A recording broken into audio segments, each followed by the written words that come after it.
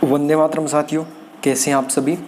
मैं विजू चौधरी सक्सेस वाला अड्डा यूट्यूब चैनल पर आप सभी का हार्दिक स्वागत करता हूं। तो आज के सेशन में अपने जो डिस्कस करने वाले हैं एमआर के एक मॉक टेस्ट, एमआर का एक प्रैक्टिस सेट या फिर एमआर का अपना एक सैम्पल पेपर जिसको बोल सकते हैं कि किस प्रकार का है जो एग्ज़ाम पैटर्न है जो एमआर के लिए होता है और किस प्रकार से है जो मतलब कंटिन्यू करते आ रहे हैं उसी प्रकार से जो अपने डिस्कस है वो करने वाले हैं। तो आज के सेशन के अंदर थोड़ा सा अपना अलग है वो करने वाले हैं कि इसके अंदर अपने टारगेट रखेंगे 50 में से 50 स्कोर है वो एश्योर कैसे करना है अपने को। और जो प्रीवियस ईयर के जो एमसीक्यू थे, इनके जो प्रीवियस ईयर के जो क्वेश्चन पूछे गए थे वो कौन कौन से क्वेश्चन थे, इनका लेवल क्या था। बहुत सारे साथी ये पूछते कि सर आप अपने मॉक टेस्ट के अंदर मतलब जो प्रीवियस ईयर के अंदर जो क्वेश्चन पूछे गए थे उन क्वेश्चन को ऐड कीजिए। ठीक है, तो लगभग आज के सेशन के अंदर मैंने वही क्वेश्चन है जो ऐड किए हैं। तो आगे बढ़ते हैं, आज के सेशन की तरफ आगे बढ़ते हैं। तो सबसे पहले मैं आपको बता देता हूं और बताने से पहले सभी जो भी व्यूज़ अपने हैं, जो व्यूअर्स देख रहे हैं, सभी साथी जो वीडियोस देख रहे हैं उन सभी को बहुत बहुत बधाई कि नीरज चोपड़ा वोन first gold medal for India in Olympic 2021। तो देखा आपने देख लिया होगा अभी 2021 के अंदर जो नीरज चोपड़ा ने है जो फर्स्ट गोल्ड मेडल है वो जीता है और जेवलिन थ्रो के अंदर उन्होंने ये फर्स्ट गोल्ड मेडल जीता है। और इंडिया का जो 13 सालों का जो लंबा इंतज़ार था वो इस व्यक्ति ने है जो क्या किया, ख़त्म कर दिया। तो भाई बहुत ही ज़बरदस्त पर्सन है और आप इनके बारे में अदर जो डिटेल से पढ़ना चाहते हैं तो गूगल पर जाकर इनके बारे में अब इसकी बायोग्राफी चेक कर सकते हैं। और वास्तव में ऐसे व्यक्तियों के बारे में पढ़ना भी चाहिए क्योंकि देखो ये कहीं ना कहीं अपने के लिए एक मोटिवेशन की तरह भी आपको लगेगा कि सर किस प्रकार से जो नीरज चोपड़ा ने एक है जो फर्स्ट मतलब गोल्ड मेडल है वो अपने देश को दिलाया और पहली बार इन्होंने है जो ओलंपिक वो ज्वाइन करके मतलब इन्होंने गोल्ड मेडल है वो जीता था। तो आप इनकी डिटेल पढ़ने के लिए इनकी बायोग्राफी विकीपीडिया पर जाकर इनकी डिटेल्स पढ़िए और बहुत ही ज़बरदस्त मोटिवेशन आपको इन चीज़ों से देखने को मिले। और ओलंपिक के अंदर बहुत सारे जो पार्टिसिपेट करने वाले जो खिलाड़ी थे, स्पोर्ट्समैन थे, उनसे बहुत लोगों से हमें जो क्या बहुत कुछ सीखने को भी मिलेगा। तो आइए अपने बढ़ते हैं आज के प्रैक्टिस सेट के पहले क्वेश्चन की तरफ। पहला क्वेश्चन देखो क्या दे रखा है कि where Ranthambore is located. Ranthambore कहाँ स्थित है। ऑप्शन आपके सामने दे रखे हैं, जैसे उत्तर प्रदेश दे रखा है, उत्तराखंड दे रखा है, राजस्थान दे रखा है और हरियाणा दे रखा है, हरियाणा। और यहाँ पर हरियाणा के अंदर बात करें तो भी आपको पता है कि आज 7 और 8 तारीख को हरियाणा पुलिस का एग्ज़ाम होना था। तो मेरा भी खुद का है जो हरियाणा पुलिस का एग्ज़ाम था लेकिन वो है जो कैंसिल हो गया। रीज़न यह कि क्या बना, जिस प्रकार से रीज़न यही बना था कि पेपर लीक जिस प्रकार से आपके एयरफोर्स 100Y ग्रुप के अंदर जो एग्ज़ाम लीक हुआ था उसी प्रकार से यहाँ पर भी हरियाणा पुलिस के अंदर है जो पेपर लीक हुआ। और यहाँ पर की जो HSC है जो पेपर कंडक्ट करवाती है तो उन्होंने नया फैसला लिया था कि मतलब 7 तारीख के जो एग्ज़ाम थे वो कंडक्ट हो गए थे। मेरा 8 तारीख का एग्ज़ाम था तो वो नहीं हो पाया क्योंकि इन्होंने 7 तारीख के जो लगभग 5 बजे इन्होंने नोटिफिकेशन डाल दिया कि जो एग्ज़ाम है वो कैंसिल हो जाएगा।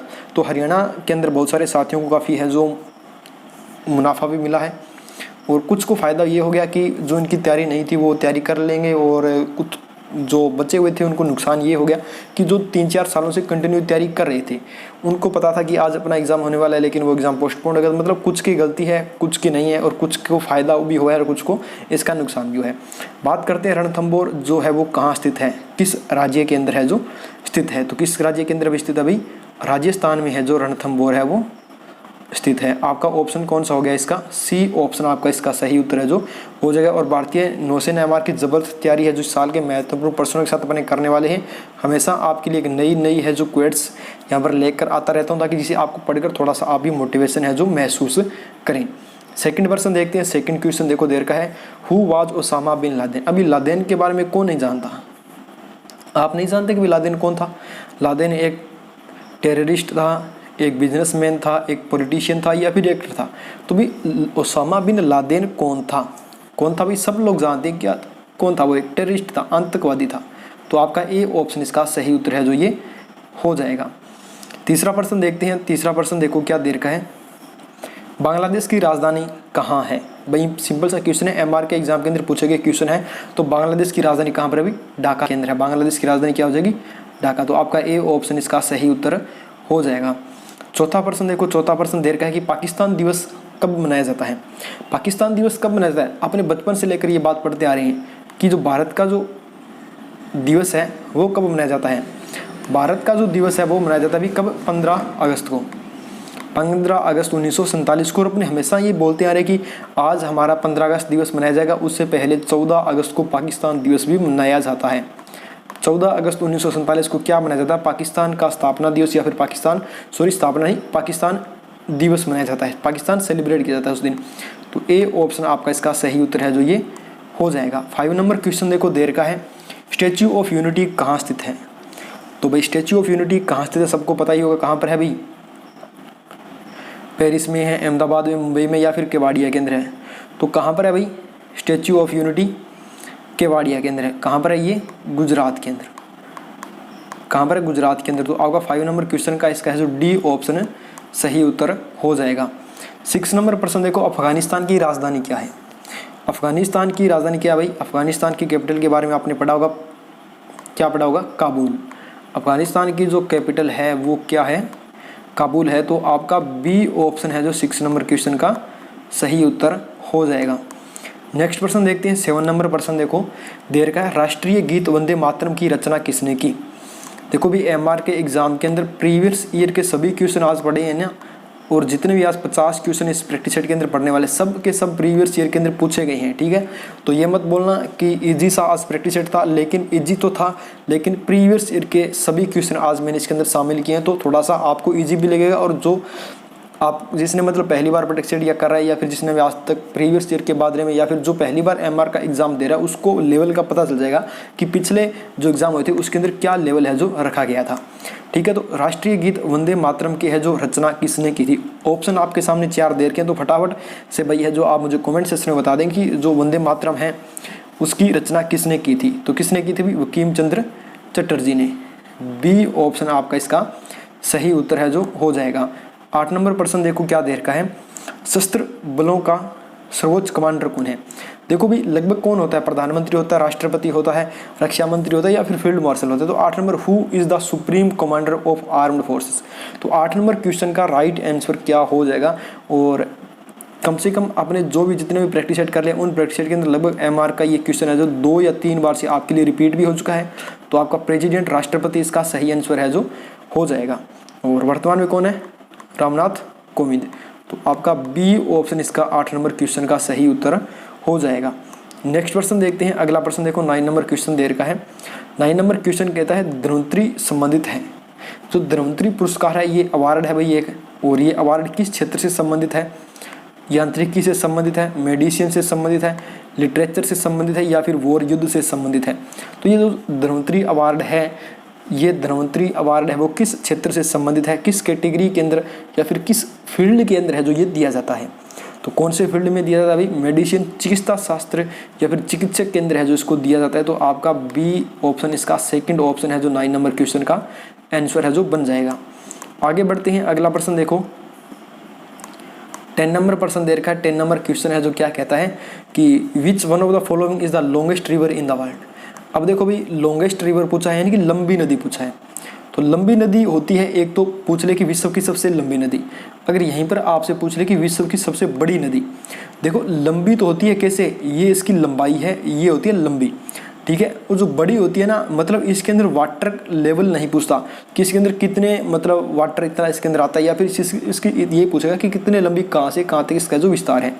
जो बड़ी होती है उसके अंदर इसकी मतलब चौड़ाई पूछ लेता है, चौड़ाई के अनुसार जो चौड़ाई मतलब बड़ी होती है ना, इसके अंदर जो वाटर का क्षेत्र होता है, पानी का स्तर होता है वो ज़्यादा होता है। तो विश्व की सबसे लंबी नदी है वो कौन सी होगी? आपकी 10 नंबर का हो जाएगा सी ऑप्शन। ये तो है विश्व की लंबी नदी, ठीक है। सी ऑप्शन आपका यहाँ पर है जो सही उत्तर ये बन जाएगा। अगर पूछ ले विश्व की बड़ी नदी, तो बड़ी नदी आपकी हो जाएगी अमेजन, ठीक है। अमेजन विश्व की है जो बड़ी नदी हो जाएगी। और लंबी नदी की बात करें तो लॉन्गेस्ट तो हो जाएगी आपकी नील, और लार्जेस्ट पूछे तो ये हो जाएगी अमेजन नदी, ठीक है। अभी ये डाउट क्लियर कर लेना, नहीं तो बाद में आप इसके अंदर है जो कन्फ्यूज भी हो सकती हो। 11 नंबर प्रश्न देखो क्या दे रखा है, अलमाटी बांध बनाया गया है। अलमाटी बांध है वो बनाया गया है, कौन सी नदी पर बनाया गया है? तो देखो the Almaty dam is constructed on the river, Kaveri नदी पर बना है, सिलोरी नदी पर बना है, कृष्णा पर बना है, या फिर तुंगभद्रा पर बना है। देखो अलमाटी बांध कौन सी रिवर पर बना है ये तो मैं अभी बता दूंगा, लेकिन कौन सी स्टेट के अंदर बना है, कौन सी स्टेट के अंदर बना है ये आप है जो मुझे कमेंट सेक्शन में कमेंट करके बताएंगे कि कौन सी स्टेट के अंदर है जो अलमाटी बांध है। अगर मैं नदी बता दूंगा, नदी का नाम बताऊंगा, अगर आपने नदियाँ अच्छी तरीके से पढ़ी है तो मेरे हिसाब से आप है जो जस्ट ही मतलब नदी का नाम बताते ही आप जो स्टेट है उसका नाम मुझे कमेंट सेक्शन में है जो बता पाएंगे। तो 11 नंबर प्रश्न का आपका हो जाएगा कृष्णा नदी पर। कौन सी नदी पर? कृष्णा नदी पर। 11 नंबर क्वेश्चन का सी ऑप्शन, थर्ड ऑप्शन आपका इसका सही उत्तर हो जाएगा। नेक्स्ट बढ़ते हैं, आगे बढ़ते हैं। 12 नंबर प्रश्न देखो क्या देर का है। इंडिया मुस्लिम लीग की स्थापना किस वर्ष हुई थी? देखो ये एमआर के अंदर है जो काफ़ी बार रिपीट भी हो चुका है क्वेश्चन। 1885 के अंदर, 1905 के अंदर, 1906 के अंदर या फिर 1916 के अंदर।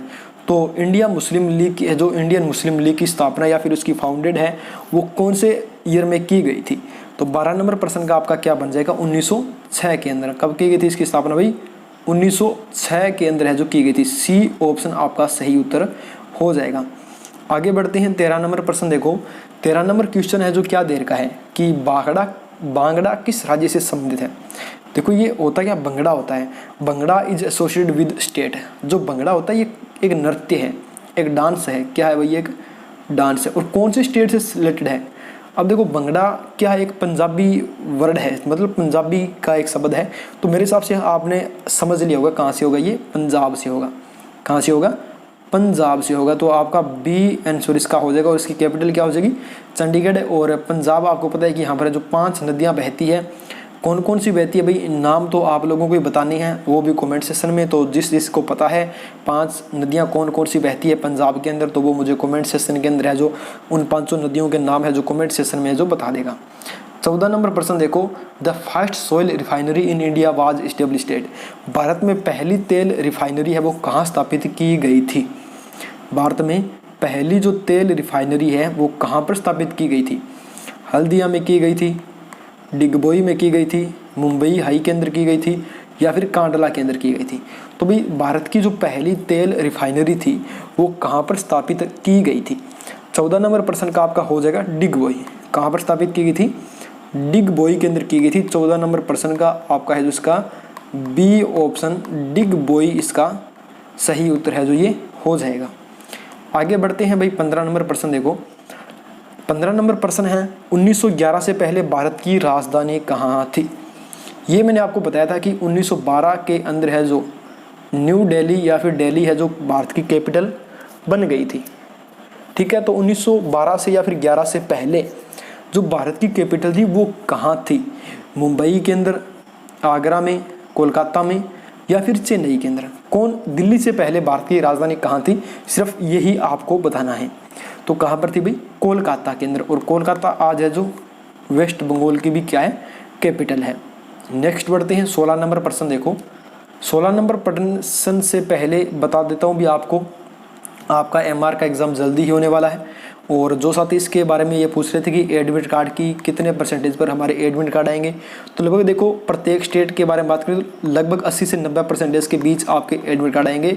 इनकी जिस व्यक्ति के या फिर जिस स्टूडेंट के, जिस साथी के 10वीं क्लास के अंदर लगभग 80 से 90% के बीच मार्क्स हैं तो उसका एडमिट कार्ड है वो आ जाएगा। तो भाई इसके लिए बेस्ट टेस्ट सीरीज है परीक्षा ऐप की, लिंक मैंने वीडियो के डिस्क्रिप्शन में डाल रखा है, वहाँ से आप ज्वाइन कर लेना। अड्डा 50 कोड का यूज़ करने पर आपको इसका 50% का बोनस दिया जाएगा, मतलब 50% का आपको ऑफ मिल जाएगा। जैसे कि मान लो ये प्रैक्टिस सेट आपको 100 रुपये में पड़ रहे हैं, अगर आप इस कोड का यूज़ करें तो ये आपको 50 रुपये में मिल जाएंगे। ठीक है, बहुत सारे साथियों ने खरीदा है, अच्छा फीडबैक है जो मुझे दिया है। इसके अलावा इसके साथ आपको एक चीज़ फ्री मिलने वाली है। वो कौन सी फ्री मिलने वाली है भाई? वो आपको मिलने वाली है क्या? वो मिलने वाले आपको प्राचीन प्लस मध्यकालीन जो भारत है इसका इतिहास। प्राचीन और मध्यकालीन जो भारत का इतिहास है इनकी एक पीडीएफ आपको है जो फ्री मिलेगी। वो कैसे फ्री पीडीएफ मिलेगी इसका मैं आपको एक अलग से सेशन में बता दूंगा, और आगे मैं इसको बता दूंगा, आगे थोड़ा इसको और डिफाइन कर दूंगा, आपको समझा दूंगा भी किस प्रकार से आपको मिलेगी। यानी कि जो साथी इस टेस्ट सीरीज को खरीद लेगा इस कोड का यूज़ करके, जो भी साथी अड्डा 50 कोड का यूज़ करके लिए MR SSR AA के लिए कोई भी प्रैक्टिस सेट खरीदता है और उसका स्क्रीनशॉट मुझे भेज देगा कि सर हमने जो अड्डा 50 कोड का यूज़ करके इस प्रैक्टिस सेट को खरीदा है परीक्षा ऐप से, तो मैं आपको ये फ्री वाली PDF आपको है जो आपके व्हाट्सएप पर शेयर कर दूंगा। इसके अंदर कम से कम आपको 670 पेजेज है, देख लो 670 पेज हैं और सब के सब वन लाइनर क्वेश्चन है। अब देखो वन लाइनर क्वेश्चन है, 670 पेज है, तो 670 पेज पर आपको कितने सारे वन लाइनर क्वेश्चन है जो तैयार हो जाएंगे। मेरे हिसाब से कम आपको इसके अंदर 10,000 से ज़्यादा वन लाइनर क्वेश्चन आपको मिलने वाले हैं। बाकी अलग से इसके अंदर बाद आपको बता दूंगा, ठीक है, तो इसका यूज़ कर लेना अब आप लोग। और ज्ञानपीठ पुरस्कार किस क्षेत्र के अंदर है जो दिया जाता है, ज्ञानपीठ पुरस्कार कौन से क्षेत्र के अंदर है जो दिया जाता है, फिल्म के अंदर, लिटरेचर के अंदर, स्पोर्ट्स के अंदर या फिर पॉलिटी के अंदर। इससे पहले आपने एक नाम सुना होगा राजीव गांधी। राजीव गांधी जो पुरस्कार था, राजीव गांधी जो पुरस्कार था, आपको पता है कि इसका जो मोदी जी ने है वो नाम चेंज कर दिया है। क्या नाम कर दिया है? Major Dhyan Chand, major Dhyan Chand award है, इसका नाम चेंज कर दिया गया। भाई ध्यान रख लेना, अगर आपसे कहीं से भी पूछ ले कि राजीव गांधी अवार्ड का जो नया नाम है वो कौन सा है, तो मेजर ध्यानचंद है वो। अब मोदी ने है जो पार्लियामेंट ने है, संसद ने है जो इसका नाम है वो चेंज वही कर दिया, मेजर ध्यानचंद है अवार्ड इसको कर दिया गया, ठीक है। इसका संबंध किस क्षेत्र से है ये मुझे आप कमेंट सेक्शन में बता देना। और ज्ञानपीठ पुरस्कार कौन से संबंध, इसका मतलब कौन से फील्ड से इसका रिलेशन है, तो 16 नंबर प्रश्न का आपका हो जाएगा लिटरेचर से, इसका बी ऑप्शन हो जाएगा। ज्ञानपीठ तो बी ऑप्शन से हो जाएगा। और जो राजीव गांधी अवार्ड था इसका नाम बदलकर मेजर है जो ध्यानचंद कर दिया गया, तो आप इसका फील्ड बता देना कि कौन से फील्ड से ये रिलेटेड है।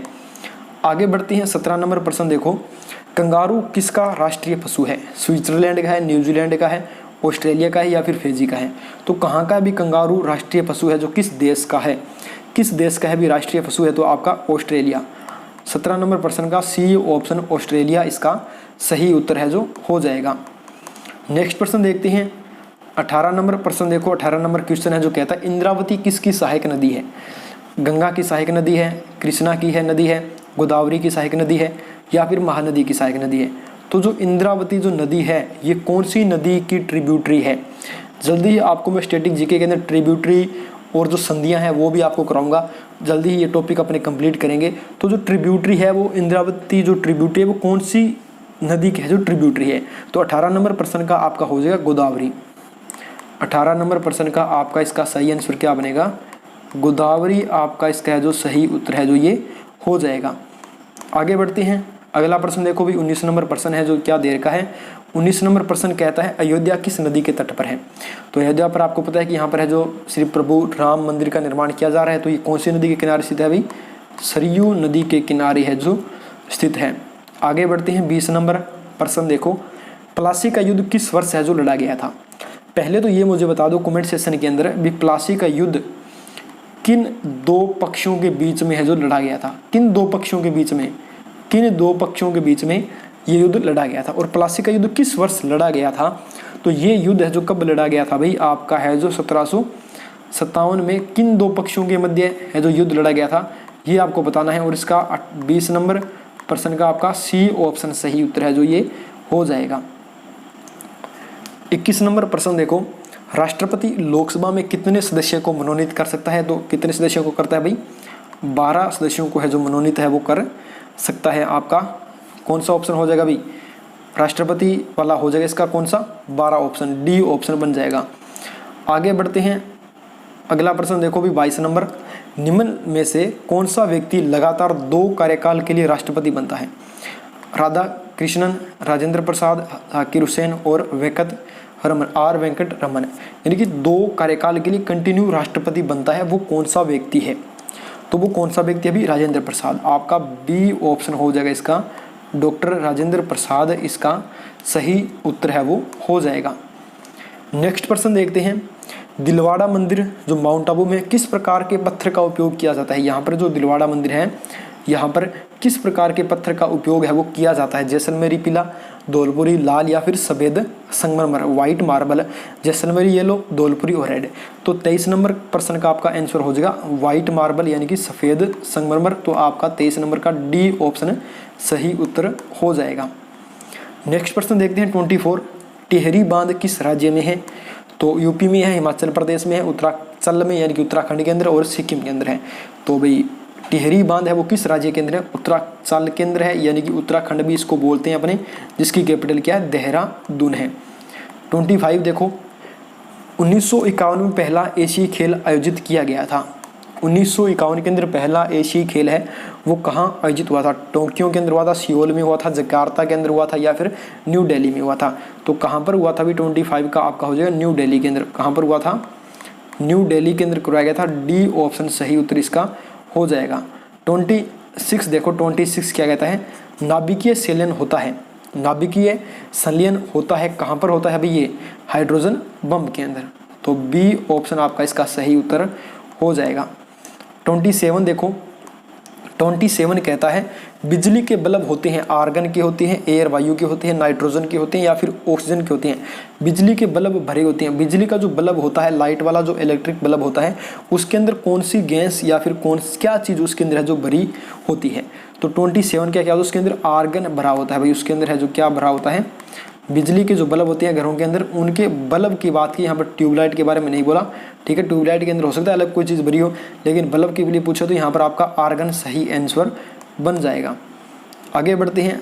अब तो आपको पता है वो एलईडी आ रही है। एलईडी के अंदर तो मेरे हिसाब से कुछ नहीं भरा होता, सीधा ऊपर इसके अंदर प्लास्टिक का कवर होता है, अंदर उसके छोटे छोटे बल्ब से लगे होती हैं जो काफ़ी है जो अपने को लाइट देते हैं। एक स्थिर शरीर में हो सकता है वेलोसिटी होती है, मोमेंटम होता है, एक्सीलरेशन यानी कि त्वरण होता है या फिर एनर्जी होती है।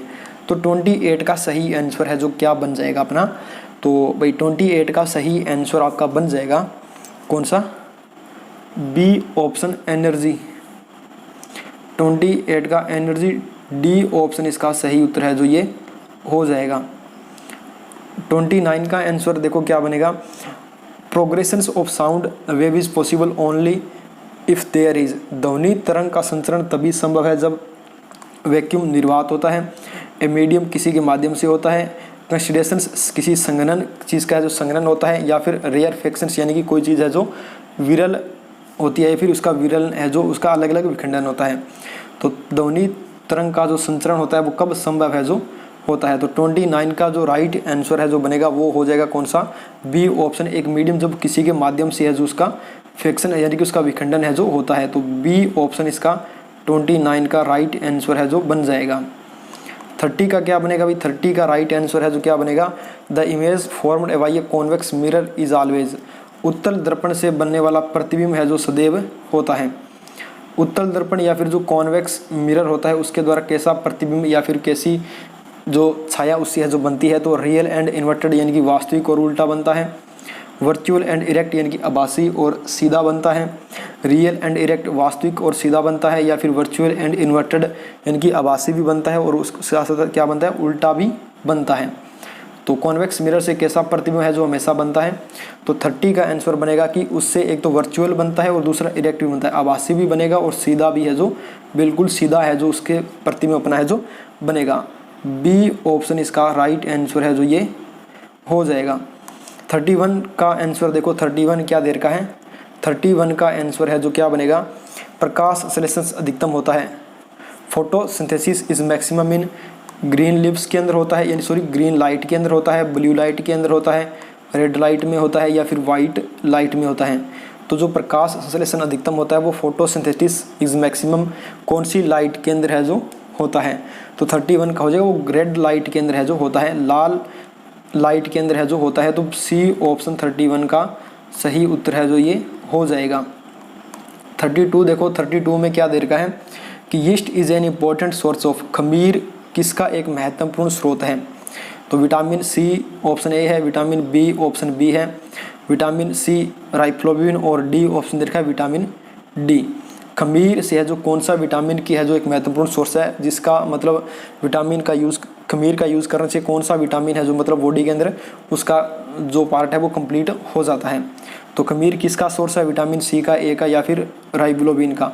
तो 32 का जो आंसर बनेगा, 32 का आपका राइट आंसर बनेगा सी ऑप्शन। सी ऑप्शन इसका जो राइट आंसर है ये बन जाएगा। 33 कहता है, 33 में क्या दे रखा है कि किस उम्र तक के बच्चे को पोलियो की दवा पिलाई जाती है? Polio drops are given to a child up to what age? Polio की जो दवा है वो कितने साल तक के बच्चे को है जो पिलाई जाती है? 3 ईयर्स, 5 ईयर्स, 7 ईयर्स या फिर 8 ईयर्स? तो 33 का जो राइट आंसर बनेगा वो हो जाएगा 5 ईयर्स तक। 5 ईयर्स तक के बच्चों को है जो पोलियो की दवा है वो पिलाई जाती है, यानी कि पोलियो ड्रॉप्स उनको दी जाती है। 34 में दे रखा है oxygen blood इंटर्स the heart in which part? Oxygen जो युक्त रक्त है वो हृदय में किस भाग से प्रवेश करता है? राइट आर्चुअल से यानी कि दायाकरण से, लेफ्ट आर्चुअल से यानी कि बायाकरण से, राइट वेंट्रिकल से यानी कि दिल का जो निचला भाग होता है उससे, या फिर जो उसका निचला पार्ट जो बायां पार्ट होता है उससे, या फिर लेफ्ट राइट से होता है, राइट लेफ्ट से होता है, कौन से ऑप्शन से है जो आंसर अपना सही उत्तर हो जाएगा? तो 34 का जो राइट आंसर बनेगा, 34 का बनेगा राइट वेंट्रिकल से, यानी कि दिल के यानी कि हार्ट के अंदर जो राइट जो पार्ट होता है उसके निचले भाग से है जो वो प्रवेश करता है, उसकी एंट्री होती है। तो 34 का ऑप्शन सी ऑप्शन इसका सही उत्तर है जो ये हो जाएगा। 35 देखो, 35 में देर का है, rods and cones are found on the layer of, छड़ और शंकु किस परत में पाए जाते हैं? क्रोरिड के अंदर पाए जाते हैं, स्क्लेरोटिक के अंदर होते हैं, रेटिना में होते हैं, या फिर कोर्निया के अंदर होते हैं? देखो रक्तक के अंदर होते हैं, श्वेत पटली में होते हैं, दृष्टि पटल में होते हैं, या फिर कोर्निया के अंदर होते हैं। तो लगभग जो पार्ट्स यहाँ पर दे रखे हैं वो आई से रिलेटेड है। तो आई से रिलेटेड आपको बताना सा बनेगा, rod and cones are found in the layer of. तो 35 का जो राइट आंसर बनेगा वो अपना हो जाएगा स्क्लेरोटिक यानी कि श्वेत पटली के अंदर। 35 का आपका ऑप्शन नंबर बी इसका सही उत्तर है जो हो जाएगा। 36 देर का है, where are genes found, genes कहाँ पाए जाते हैं? माइटोकॉन्ड्रिया के अंदर, क्रोमोसोम के अंदर, प्लास्टिसाइड के अंदर, या फिर न्यूक्लियर मेम्ब्रेन के अंदर? तो जो जीन्स होते हैं वो कहाँ पर है जो पाए जाते हैं, जीन्स कहाँ पर फाउंड होते हैं? 36 का आंसर बनेगा क्रोमोसोम्स के अंदर, गुणसूत्रों के अंदर है जो जीन्स पाए जाते हैं। बी ऑप्शन इसका 36 का सही आंसर है जो ये हो जाएगा। 37 क्या देर का है? 37 में देर का है कि leaves are greens due to presence of which of the following, निम्न में से किस उपस्थिति के कारण पत्तियां हैं जो हरी होती है? क्लोरोफिल के कारण, क्रोमोफाइल के कारण, सेफरन के कारण, या फिर नन ऑफ दीज? तो 37 का जो राइट आंसर है वो कौन सा बनेगा? 37 का जो करेक्ट आंसर बनेगा अपना हो जाएगा क्लोरोफिल यानी कि पर्णहरित के कारण। ए ऑप्शन इसका सही उत्तर है जो ये हो जाएगा। 38 देर का है कि insulin is used for treatment and ailment, insulin है जो कौन सी बीमारी के लिए इसका जो यूज किया जाता है? मलेरिया की बीमारी के लिए, स्मॉलपॉक्स के लिए, डायबिटीज के लिए, या फिर ट्यूबरकुलोसिस यानी कि क्षय रोग के लिए? Option A B C D कौन सा ऑप्शन अपना इसमें से जो राइट आंसर है वो बनेगा? तो 38 का जो राइट आंसर बनेगा वो हो जाएगा कौन सा हो जाएगा? 38 का ऑप्शन नंबर सी, डायबिटीज के लिए इसका यूज है वो होता है। 38 का ऑप्शन नंबर सी इसका राइट आंसर है वो बन जाएगा। 39 क्या देर का है? 39 देर का है, what is value of interior angle of a regular hexagon, एक नियमित जो षष्ठभुज होता है उसके आंतरिक कोणों का जो मान होता है वो कितना होता है? 160 डिग्री होता है, 120 होता है, 180 होता है, या फिर 360 डिग्री होता है? तो वो कितना होता है अभी इसका लगभग है जो 39 का जो आपका सही उत्तर बनेगा, राइट आंसर बन जाएगा 39 का ऑप्शन नंबर बी यानी कि 120 degree. 120 degree option B is right answer. Next question देर का है कि if the area of a rhombus is 144 square centimetre and if a diagonal is 12 centimetre then find the other diagonal, यानी कि समचतुर्भुज का क्षेत्रफल 144 वर्ग सेंटीमीटर देर का है और विकिरण 12 सेंटीमीटर है, तो उसके जो अन्य विकिरण होंगे वो कितने सेंटीमीटर के बनेंगे? 24 के बनेंगे, 28 के बनेंगे, 20 के बनेंगे, या फिर 30 के बनेंगे? तो 40 नंबर क्वेश्चन का आपका आंसर बनेगा 40 का। 40 का आपका राइट आंसर बन जाएगा कि जो विकिरण अगर बनेगी वो कितने के बनेंगे? 24 सेंटीमीटर, 24 सेंटीमीटर के बनेंगे। ऑप्शन ए इसका सही उत्तर है जो हो जाएगा। 41 देर का है कि एक चतुर्भुज का क्षेत्रफल 84 वर्ग मीटर है और आधार उसका 14 मीटर है, तो उसकी ऊंचाई क्या होगी? तो देखो ये मतलब मान लो कि एक त्रिभुज है, इसका जो टोटल इसका जो क्षेत्रफल है वो एरिया है जो देर का है कितना है? 84 है, और इसका जो ये आधार है वो कितना है? 14 है। तो उसकी जो ऊंचाई होगी वो हाइट होगी वो कितनी होने वाली है? तो ऊंचाई कितनी होगी? 23 होगी, 25 होगी, 27 होगी, या फिर 12 होगी? तो 41 का आंसर है जो क्या बनेगा? 40 आंसर का आपका राइट आंसर रहेगा जिसकी हाइट होने वाली है 12 सेंटीमीटर है, जो 12 मीटर होने वाली है। कितनी होगी? 12 मीटर हो जाएगी। 12 मीटर होगी, तो आपका ऑप्शन नंबर डी इसका सही उत्तर है जो हो जाएगा। नेक्स्ट प्रश्न देखो 42 देर का है कि x की पावर 3 की पावर कितनी देर की है? 4 देर की है। तो यहाँ पर इन दोनों को क्या करने हैं भी, इसको डायरेक्ट अपने गुणा करेंगे तो आपका डी आंसर बनेगा 42 का। जैसे यहाँ पर x की वैल्यू 3 है, इंटू यहाँ पर 2 कर देंगे तो 3 और 2 को इन दोनों को मल्टीप्लाई करेंगे तो x की पावर कितनी बन जाएगी, 6 बन जाएगी, जो कि ऑलरेडी ऑप्शन नंबर डी में दे रखी है। 43 देखो 43 में दे रखा है कि आपको 40 96 यानी कि 4096 किसका वर्ग है जो होता है, ये आपको बताना है 54 का, 64 का, 44 का या फिर 60 का। तो ये किसका वर्गमूल होता है भाई, 4096 है जो किसका वर्गमूल है। तो 43 का आंसर बन जाएगा कौन सा, बी ऑप्शन 64 का। 64 को अगर आप स्क्वायर करेंगे तो आपका 4096 इसका जो राइट आंसर है जो बनेगा ऑप्शन बी, इसका जो सही आंसर हो जाएगा किसका, 43 का। 44 देखो 44 दे रखा है कि 2 इंटू ब्रैकेट 14 प्लस 6 माइनस 7 दे रखा है। तो देखो इसको जोड़ेंगे तो ये आंसर बनेगा 14 और 6 कितने हो गए, 20। 20 में से 7 निकाले, पीछे बच गया 13 और 13 को 2 से गुणा करेंगे बच गया 26 यानी कि 26, ऑप्शन नंबर सी। 44 का ऑप्शन नंबर सी यानी कि 26 इसका सही उत्तर है जो हो जाएगा। 45 देखो 45 दे रखा है 8 भुजाओं वाले एक नियमित बहुभुज की 2 आसन भुजाओं के बीच का कोण है वो कितना होगा, 130 डिग्री, 1350 डिग्री, सॉरी यहाँ पर 350 डिग्री हो गई है, 140 डिग्री या फिर 150 डिग्री। तो 45 45 नंबर प्रश्न का आपका जो राइट आंसर बनेगा वो हो जाएगा 45 का बी ऑप्शन, ठीक है, बी ऑप्शन इसका सही उत्तर है जो हो जाएगा। नेक्स्ट प्रश्न देखते हैं 46।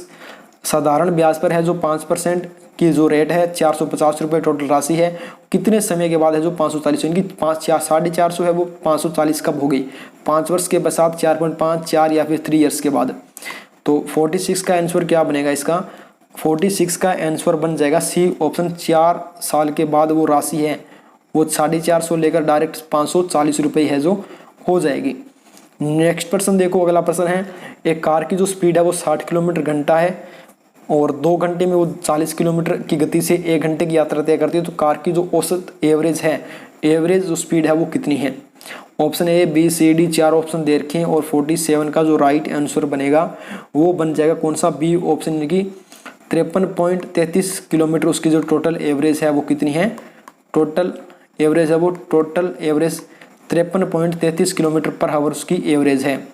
48 देर का है कि cosec 2 3 and sine square 45 and cos square 60 का मान है वो क्या होगा। ये एक मतलब समीकरण है, आपको इसको हल करना पड़ेगा तो इसका मान है वो क्या निकलेगा। तो 48 का जो राइट आंसर है वो बनेगा कौन सा, सी ऑप्शन, यानी कि 19/4 इसका सही आंसर बनेगा जो सी ऑप्शन में दे रखा है। सेकंड लास्ट प्रश्न देखो दे रखा है कि 5.326 के लघुत्तम जो लघु गुणक की विशेषता है वो कितनी होगी, 4 होगी, 3 होगी, 0 होगी या फिर 1 होगी। तो 49 का आंसर बनेगा कौन सा, 0 इसका सी ऑप्शन है जो सही उत्तर हो जाएगा। और लास्ट प्रश्न देखो देर का है कि एक ट्रेन है वो 75 किलोमीटर घंटे की स्पीड से उस चल रही है या फिर यात्रा तय कर रही है, तो 45 मिनट में वो कितनी चलेगी। 1 घंटे के अंदर वो चलती है 75 किलोमीटर, तो यहाँ पर पूछा है 45 मिनट के अंदर वो कितना चलेगी। तो 45 मिनट के अंदर है जो वो ट्रेन है वो कितना सफ़र या फिर कितने किलोमीटर का रास्ता है वो पार कर देगी। तो option A B C D 4 option आपके सामने दे रखे हैं। राइट आंसर आपका है जो कौन सा बन जाएगा इसका, ए ऑप्शन 56.25 किलोमीटर है वो जो रास्ता है वो 45 मिनट के अंदर है जो ये ट्रेन है वो कवर कर लेगी। और आगे बढ़ते हैं तो ये एमआर के लिए दोबारा बता देता हूँ, परीक्षा ऐप के द्वारा टेस्ट सीरीज लॉन्च किया गया है।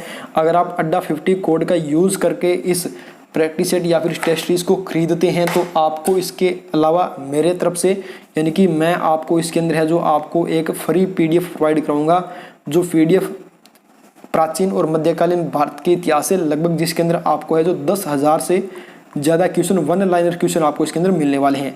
तो आप ये भी पीडीएफ अगर फ्री में पाना चाहते हैं तो आप इस अड्डा 50 कोड का यूज़ करके परीक्षा ऐप से टेस्ट सीरीज खरीद लीजिए, या फिर खरीदना चाहते हैं तो खरीद सकते हैं। और इसके अलावा आपको ये फ्री है जो पीडीएफ मेरे द्वारा मिल जाएगी, सिर्फ आपको इसका स्क्रीनशॉट भेजने की श्रम ने इसे जो अड्डा 50 कोड का यूज़ किया है, और मैं आपको ये पीडीएफ आपके व्हाट्सएप नंबर पर है जो प्रोवाइड करवा दूंगा।